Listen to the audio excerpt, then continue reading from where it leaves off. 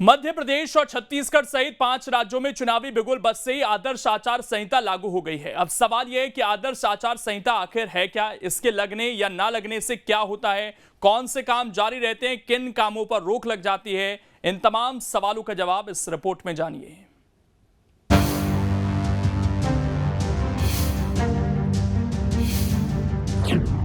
छत्तीसगढ़ में चुनावी समर।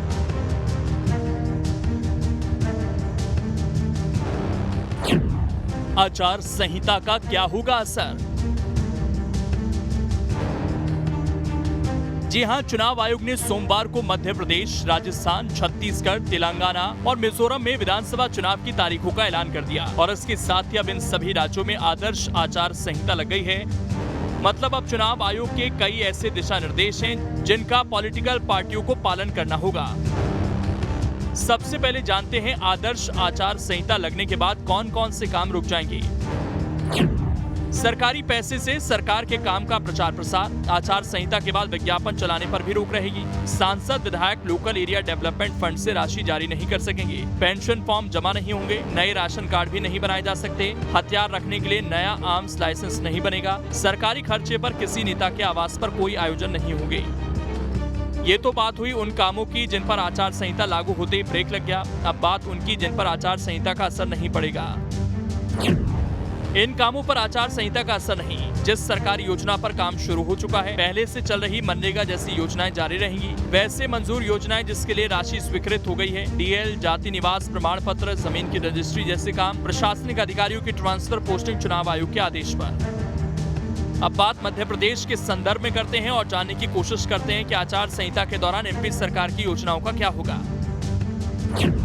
तो आचार संहिता के बाद एमपी की इन योजनाओं का क्या? मुख्यमंत्री सीखो कमाओ योजना लागू हो चुकी है और बजट भी तय है।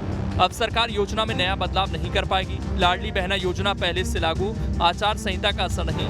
हालांकि योजना की राशि को बढ़ाया नहीं जा सकेगा। जल जीवन मिशन, नेशनल हाईवे, सड़क का लोकार्पण और भूमि पूजन का काम बंद। हालांकि एमपी में आचार संहिता लागू होते ही कई बड़े फैसले ले लिए गए हैं। मसलन आचार संहिता लगने से पहले ये बड़े ऐलान। पन्ना, कटनी और बैतूल के लिए सरकारी मेडिकल कॉलेज बनाने का आदेश जारी।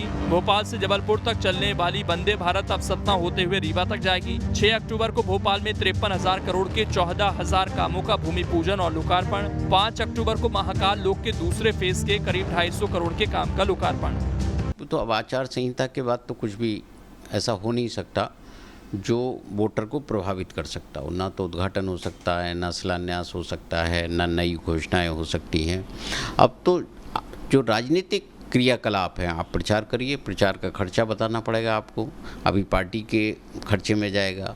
आदि कैंडिडेट जब प्रचार करेगा तो कैंडिडेट के खर्च में जाएगा। तो अब तो जो कुछ भी पूरा सिस्टम है, मुख्य सचिव, डीजीपी या कलेक्टर, सारे लोग निर्वाचन आयोग के अधीन काम कर रहे हैं।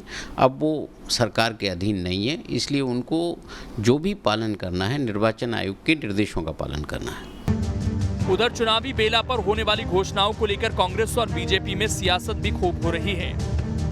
लोकतंत्र का महापर्व है और चुनाव जब होता है तो निश्चित तौर पर हर राजनीतिक दल ने, हर नागरिक ने एक मर्यादित आचरण करना चाहिए।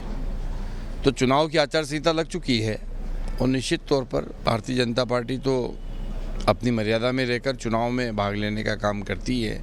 हमारे नेता और हम लोग तो आदर्श आचार संहिता की एक एक कंडिका का अनुसरण करते हैं, उसका जो है पालन करते हैं और अपेक्षा भी करते हैं कि बाकी लोग भी करें। निश्चित तौर पर चुनाव है, महापर्व है, आचार संहिता के अंदर ही होना चाहिए। नहीं, निश्चित ही इस समय का काफ़ी समय से राजनीतिक दल को इंतजार था और आचार संहिता जिस हिसाब से चुनाव आयोग में समझता हूँ कि कोई भी किसी भी राजनीतिक बिना सलाह के न्याय और निष्पक्ष के आधार पर निर्णय भी ले और इस आचार संहिता का कांग्रेस पार्टी का प्रत्येक व्यक्ति उस आचार संहिता का पालन करेगा, नियम पालन करेगा। और हमें उम्मीद है कि आचार संहिता में निर्वाचन आयोग उन अधिकारियों पर भी नज़र रखेगा जो भारतीय जनता पार्टी के साथ मिलकर पिछले 18 वर्षों से एक कार्यकर्ता के नाते काम कर रहे थे। बहरहाल आचार संहिता के लागू होते ही अब माहौल पूरी तरह से चुनावी हो चुका है। हालांकि एक तरफ अब चुनाव प्रचार तो तेज होंगे, लेकिन दूसरी तरफ चुनाव आयोग की लक्ष्मण रेखा का पालन भी सियासी दलों को करना होगा। मध्य प्रदेश में चुनाव की तारीख के ऐलान के साथ ही निर्वाचन आयोग ने सियासी दलों पर लक्ष्मण रेखा लगा दी है। चुनाव आयोग ने सख्त लिहाजे में तमाम सियासी दलों को कहा है कि मध्य प्रदेश में चुनावी दौर में सियासी दलों को निर्वाचन आयोग के तमाम गाइडलाइन का पालन करना होगा। हालांकि अगर गाइडलाइन का पालन नहीं करते हैं तो निर्वाचन आयोग का डंडा भी सियासी दलों पर चल सकता है। वीडियो जर्नलिस्ट प्रदीप के साथ अतुल शर्मा, न्यूज़ स्टेट, मध्य प्रदेश, छत्तीसगढ़, भोपाल।